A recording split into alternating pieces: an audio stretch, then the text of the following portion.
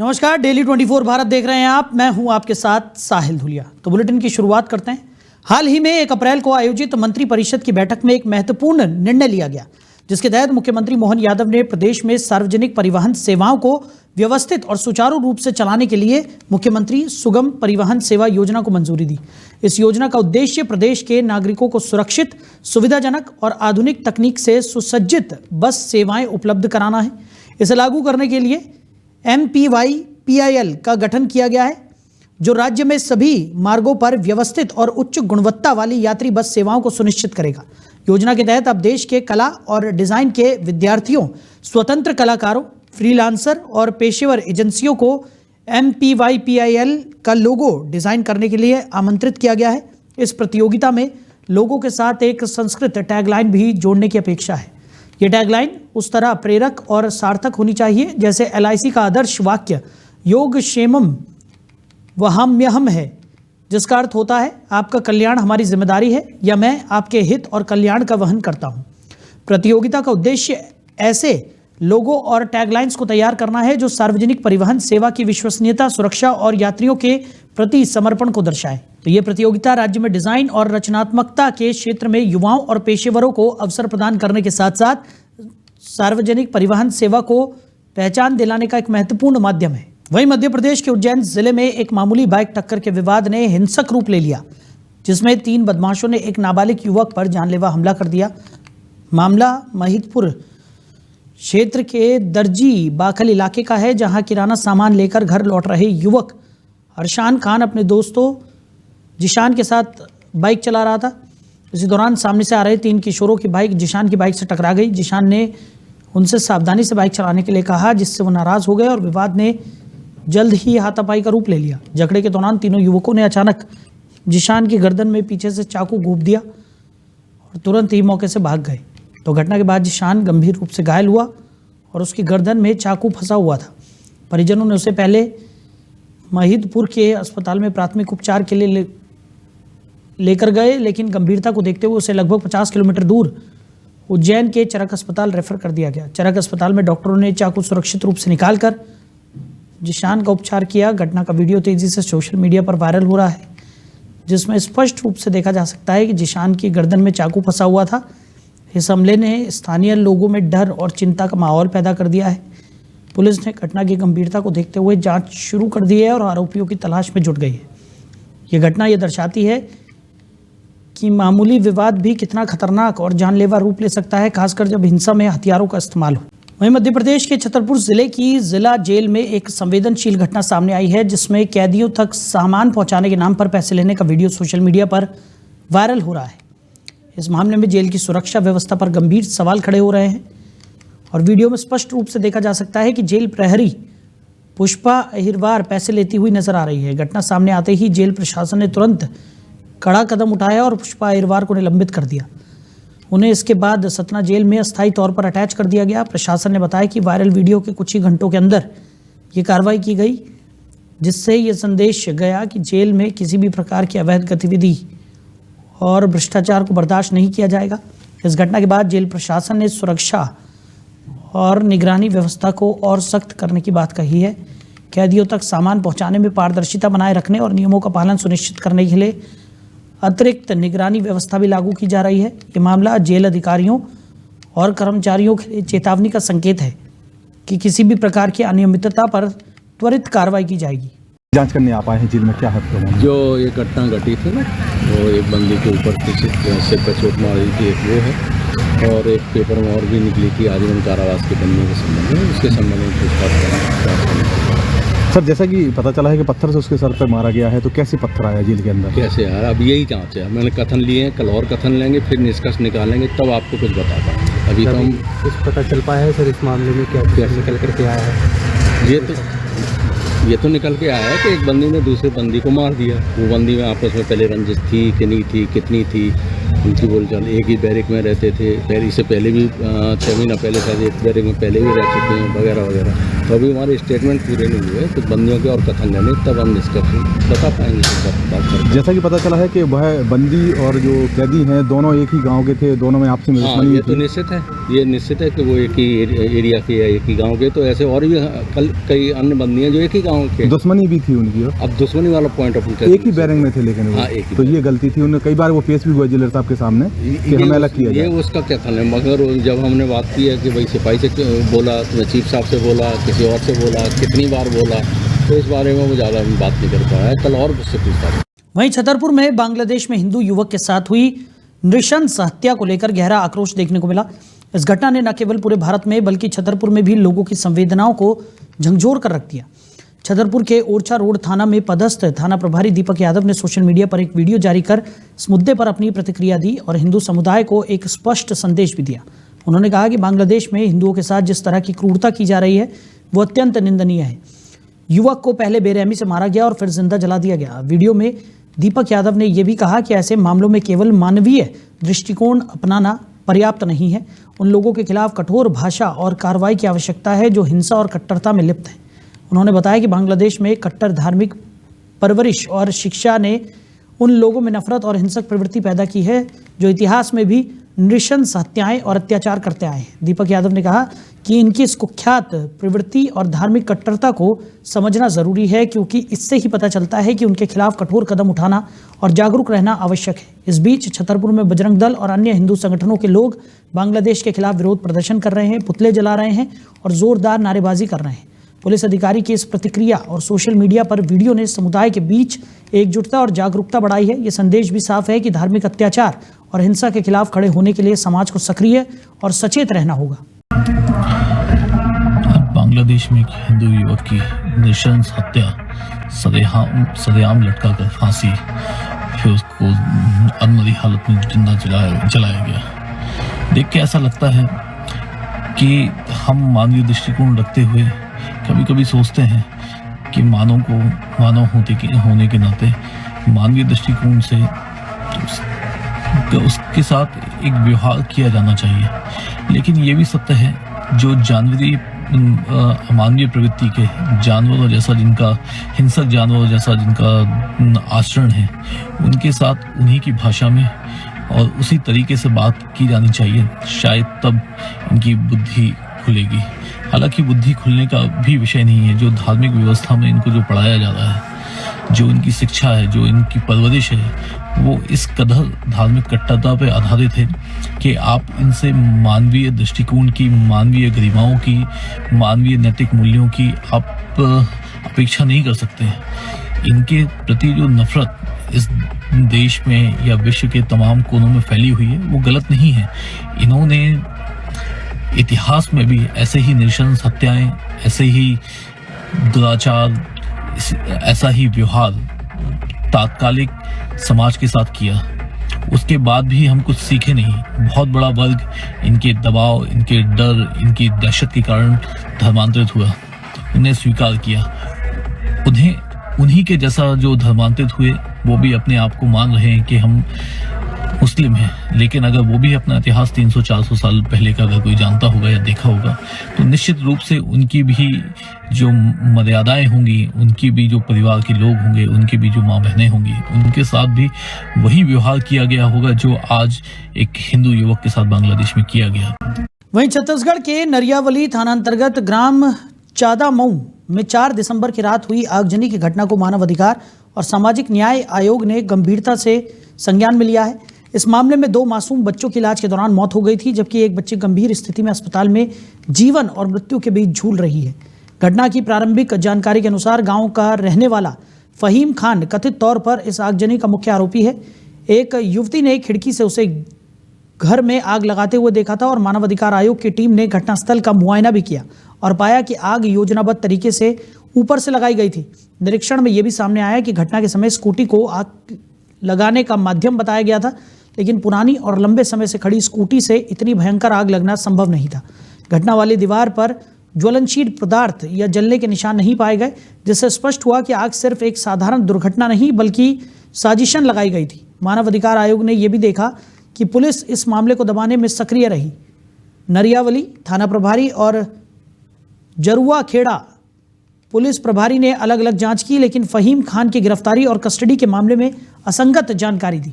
चौकी में जाकर टीम ने पाया ना तो फहीम खान मौजूद था, ना ही कोई एफआईआर या डायरी दर्ज थी। मानवाधिकार आयोग ने स्पष्ट शब्दों में कहा कि यह मामला पुलिस द्वारा दबाने का प्रयास है और आगजनी एक योजनाबद्ध अपराध है। मानवाधिकार और सामाजिक न्याय आयोग की टीम में जिला अध्यक्ष ब्रजेश श्रीवास्तव, प्रदेश महिला विंग के प्रभारी सुनील दुबे, जिला महासचिव इंदु वैद्य और जिला महिला प्रतिनिधि अर्चना तिवारी शामिल थे। टीम ने घटनास्थल का निरीक्षण कर सभी साक्षियों और गवाहों के बयान दर्ज किए ताकि इस गंभीर और संवेदनशील मामले में न्याय सुनिश्चित किया जा सके और दोषियों के खिलाफ कड़ी कार्रवाई की जा सके। जो कहा गया था कि तसला में आग लगी हुई थी, लेकिन तसला वहाँ मौके पर मौजूद ही नहीं है। और जो स्कूटी की बात की है, वो स्कूटी बहुत पुरानी थी, ना उसमें पेट्रोल था ना उसमें बैटरी पाई गई।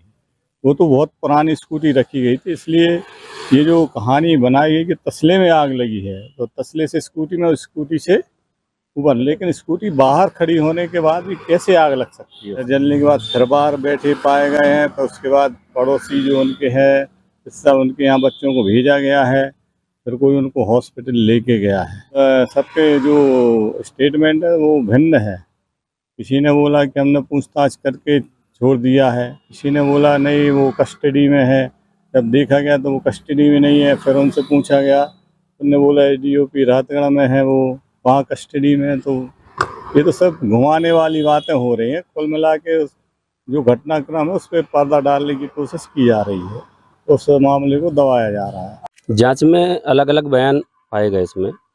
इसमें नरियावली थाना के बयान अलग हैं और पुलिस चौकी इंचार्ज के अलग बयान हैं और वहाँ गांव में जाकर के अलग बयान पाए गए। तो घटना इससे स्पष्ट होता है कि आग ऊपर से लगाई गई है और आग में ये पाया गया कि दरवाजे बाहर से बंद थे, जैसा कि गांव वालों ने सभी ने बोला, क्योंकि ऊपर से ही आग पाई गई दिखी और वहाँ पर पूरे उसके साक्ष्य हैं और आग पहले से प्री प्लान से लगाई गई है और इसमें पूरी घटना स्पष्ट होती है। और बाकी ये सब घुमा रहे हैं क्योंकि ये बोल रहे हैं कि पहले कि हमारी पुलिस कस्टडी में है फहीम खान, और यहाँ जब आए तो यहाँ फहीम खान नहीं मिला, और अब ये कह रहे हैं कि राहतगढ़ में है। वहीं भोपाल में क्रिसमस और नए साल के त्योहार को ध्यान में रखते हुए पुलिस ने सुरक्षा इंतजाम और कड़े कर दिए हैं। शहर में शांति और कानून व्यवस्था बनाए रखने के लिए पुलिस ने विशेष सतर्कता बरतना शुरू कर दिया है और किसी भी आपराधिक गतिविधि को रोकने के लिए लगातार कार्रवाई कर रही है। इस दौरान शहर के अलग अलग थाना क्षेत्रों में वाहन चेकिंग अभियान भी चलाया गया है, जिसमें विशेष रूप से 4 पहिया वाहनों की जांच की जा रही है। पुलिस की नज़र संदिग्ध व्यक्तियों, पुराने अपराधियों और किसी भी तरह की असामान्य गतिविधियों पर भी कड़ाई से बनी हुई है।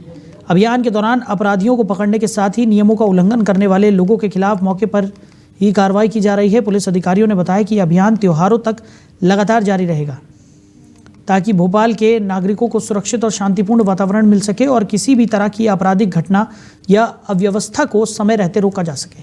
वहीं छतरपुर में खुजराहो के गौतम रिजॉर्ट होटल में हुई होटल कर्मचारियों की मौत के मामले में पुलिस जांच में चौंकाने वाला खुलासा किया गया है। पुलिस की फॉरेंसिक लैब की रिपोर्ट में ये पुष्टि हुई है कि मृतकों के शरीर में जहर का प्रभाव पाया गया। जांच में पता चला कि जहर मोनोक्रोटोफास नामक कीटनाशक रासायनिक यौगिक के कारण था। प्रारंभिक जानकारी के अनुसार होटल के स्टोर में रखी गई फास्किल नामक कीटनाशक दवा की शीशी से आटे की बोरी में रिसाव हुआ था। इस दूषित आटे के सेवन से रोटी बनते समय जहर भोजन में मिल गया, जिससे होटल के कर्मचारियों में 11 लोग गंभीर रूप से प्रभावित हुए और 5 कर्मचारियों की मौत भी हो गई। घटना के बाद होटल के कर्मचारियों और उनके परिजनों में भारी चिंता और आक्रोश फैल गया। जांच रिपोर्ट के सामने आने के बाद होटल प्रबंधन के खिलाफ कड़े कानूनी कदम उठाए जाने की संभावना है और होटल प्रशासन पर सख्त कार्रवाई की जाएगी।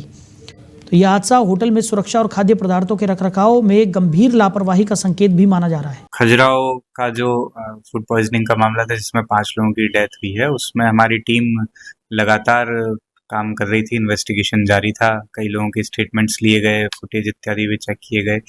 उसमें जो फॉरेंसिक की रिपोर्ट है वो आज आई है, जिसमें कि मोनोक्रोटोफॉस नाम का एक सब्सटेंस है, केमिकल कंपाउंड, उसकी पुष्टि हुई है, जो कि एक फॉस्किल नाम की दवाई है, शीशी है, कीटनाशक के रूप में जिसका उपयोग होता है, उसमें पाया जाता है। और वो वहाँ पर जहाँ आटा रखा था वहीं पर पास में रखी हुई थी, जिसके रिसाव से उसमें इसका संलिप्तता हुई और एक्सीडेंटली फिर ये घटना हुई है। इसमें ओवरऑल घटना में जो प्रबंधन है उसकी जो इन्वेस्टिगेशन में लापरवाही पाई गई है और उस आधार पर अग्रिम कार्रवाई की जा रही है। तो सक्ती जिले में दो पक्षों के बीच हिंसक झगड़े का मामला सामने आया है जो काफी गंभीर रूप ले चुका है। घटना का सीसीटीवी फुटेज भी वायरल हुआ है जिसमें लगभग 10 से अधिक लोग आपस में मारपीट करते हुए दिखाई दे रहे हैं। ये घटना सक्ती थाना क्षेत्र की है। दोनों पक्षों की शिकायत पर पुलिस ने क्रॉस केस दर्ज कर मामले की जांच शुरू कर दी है। जानकारी के अनुसार ये घटना 24 दिसंबर की रात करीब 8:30 बजे हुई। एक पक्ष की महिला ने थाने में बताया कि मोहल्ले में कुछ लोग शराब के नशे में गाली गलौज कर रहे थे। जब उन्होंने मांस और मदिरा का सेवन रोकने की बात कही तो आरोपियों ने अपशब्द कहे और जान से मारने की धमकी देते हुए हमला कर दिया। बीच बचाव के लिए आए लोगों पर आरोपियों ने टांगी, चाकू, लोहे की रॉड और डंडों से हमला किया जिससे कई लोग घायल भी हो गए। प्रत्यक्षदर्शियों की मदद से किसी तरह स्थिति को काबू में लाया गया। वहीं दूसरे पक्ष ने भी अलग शिकायत दर्ज कराई। उनके अनुसार मोहल्ले में बाजा बजाकर लौट रहे युवक के साथ गाली गलौज की गई और विरोध करने पर उस पर डंडों से हमला कर दिया गया। जब युवक के माता पिता बीच बचाव करने आए तो उनके साथ भी डंडों से मारपीट की गई और उन्हें चोटें आई। इस घटना को भी मोहल्ले के लोग देख रहे थे और उन्होंने बीच बचाव कर स्थिति को संभालने की कोशिश की। पुलिस ने दोनों पक्षों की शिकायतों के आधार पर मारपीट, धमकी और गाली गलौज के आरोपों में केस दर्ज कर लिया है। घटना के सीसीटीवी फुटेज की मदद से आरोपियों की पहचान की जा रही है। पुलिस ने साफ किया है कि जांच पूरी होने के बाद दोषियों के खिलाफ सख्त कार्रवाई की जाएगी। उधर सक्ती के पिरदा गांव में ओवरलोड राखड़ हाईवा को लेकर ग्रामीणों में गहरी नाराजगी देखने को मिली है। ग्रामीणों का आरोप है कि दिन रात गांव से गुजरने वाली भारी भरकम गाड़ियों के कारण उनकी सड़कों की स्थिति लगातार खराब हो रही है और हादसे का खतरा बढ़ गया है। इसके अलावा लगातार भारी वाहनों के गुजरने से ग्रामीणों में डर का माहौल बन गया है और लोग अपने बच्चों और वृद्धजनों की सुरक्षा को लेकर चिंतित हैं। ग्रामीणों ने प्रशासन से अपील की है कि ओवरलोड राकड़ गाड़ियों को गांव के बीच से हटाकर किसी अन्य सुरक्षित मार्ग से ले जाया जाए।